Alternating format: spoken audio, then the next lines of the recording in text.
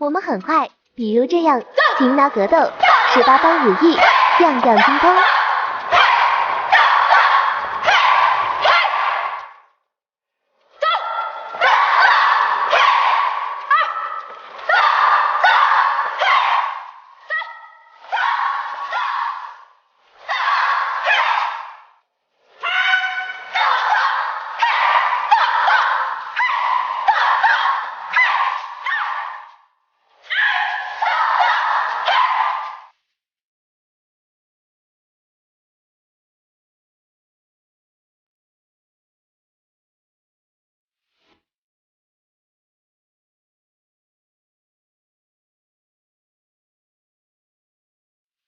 军装特别神圣，我是觉得特别帅，我也要来。之后取得了狙击专业第1名的成绩。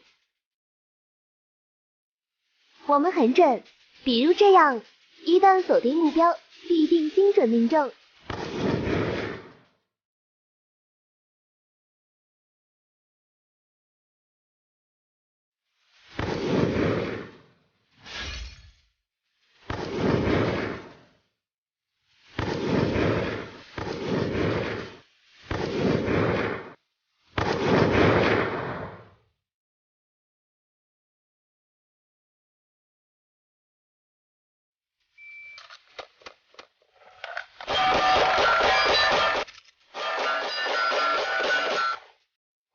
入时3秒84。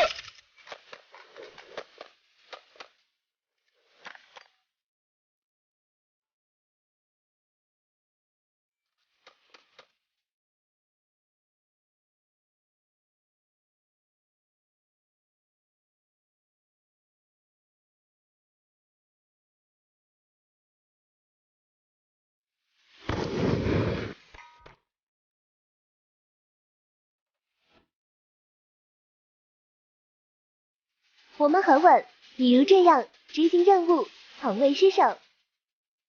火车不同位置进行点位突入动作，对我们的队员要求很高，差1秒、半秒也会被认定任务失败，所以我们一般都会进行反复训练，直到达到标准为止。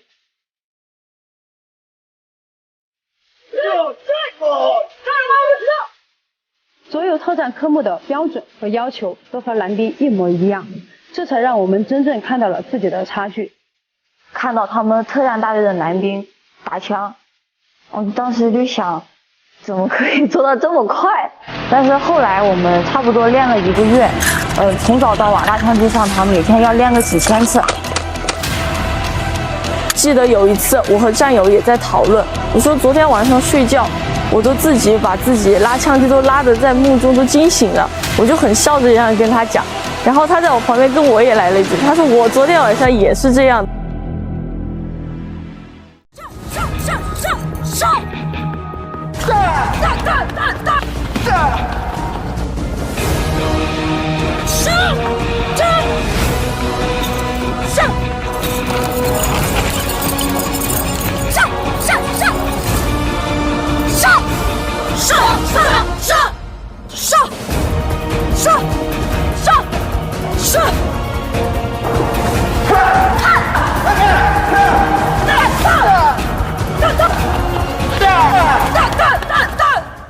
我是大队里的情敌教员，在部队里面向来是靠本事立身，靠能力说话。在卧虎藏龙的特战大队，要想保住五教头的位置，就必须要有技压群雄的本领。要想达到男兵的动作标准，女兵往往要付出加倍的努力，才能游刃有余，形成肌肉记忆。仅仅一个跃起侧倒，我就练习了不下几百次。武术可不是男生的专利，大道至简，简单招式练到极致就是绝招。灵活多变的匕首术，柔中带刚的双节棍，都是我的看家本领。没有量的积累，就没有质的飞跃。没有谁天生就是特种兵，特种兵的每招每式都是汗水和鲜血浸泡出来的。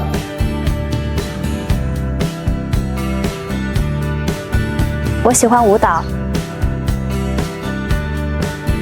但我却不是一名舞蹈演员。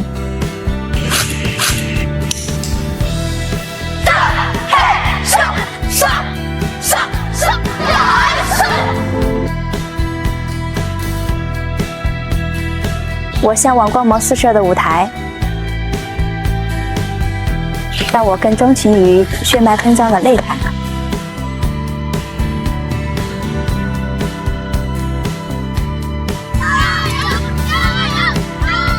我叫阙文凤，今年23岁。部队的生活紧张忙碌，对于女兵来说，适应这样的生活并不是一个容易的过程。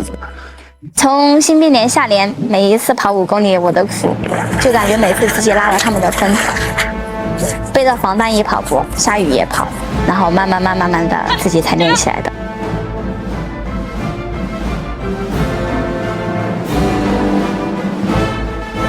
现在是和其他所有的单位比拼，不管是男兵，他们从来不会把我们当女孩子看的。打实战对抗，每次都被打哭，很恼火，因为他们的力量还有他们的速度的话，都比我们好。没事儿。为了让自己变得更优秀，所以说他们干什么，我们也要干什么，没有任何的区别。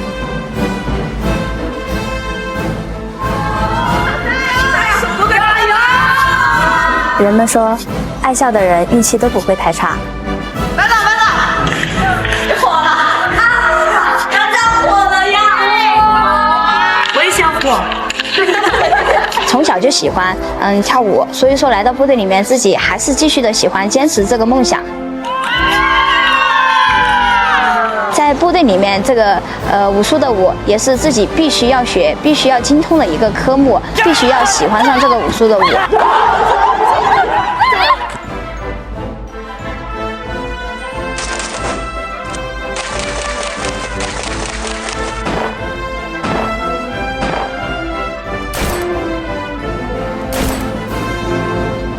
特战女兵是一份承载着光荣和梦想的工作，不吃苦就不能叫特战队。明明到最后大家都坚持不住了，可是还是在叫我坚持。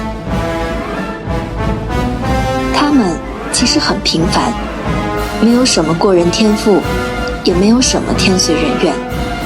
被光环围绕的他们，只能把所有的苦和累化作力量，不断努力，不断突破，不断奔跑。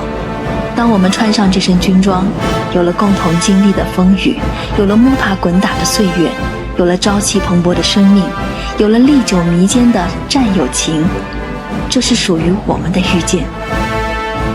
遇见的方式有很多种，有的人会因为理想选择遇见，有的人会因为拼搏选择遇见，有的人会因为青春选择遇见，而我们因为特战而选择遇见。还记得刚下连时有高原反应的新兵，跑步常常跟不上，但每次只要走上考核场，他们总是会拼尽全力奋力一搏。每当这时，我都会被他们年轻的面庞和蓬勃的朝气所深深感染。回想起自己的特战女兵之初，没什么过人天赋的我们，扛着特战女兵的光环，只能把所有的苦和累化作力量，用自己的努力和拼搏，在尽可能够得到的地方去突破极限，为集体争光。我一直都觉得，那些奔跑在路上的我们，是最青春、最亮丽的风景线。欲戴王冠，必承其重。平日里刻苦训练，练就打赢本领，是我们对这身军装最真挚的热爱。高扬理想旗帜，激荡奋斗热血，深扎信仰之根，是我们对融入在骨子里的红色基因最美的诠释。生活在丰衣足食年代的我们，断然不能忘记那段食不果腹、饥不择食的艰苦岁月。感受着当下和平安宁生活的我们，断然不能忘记战时的腥风血雨。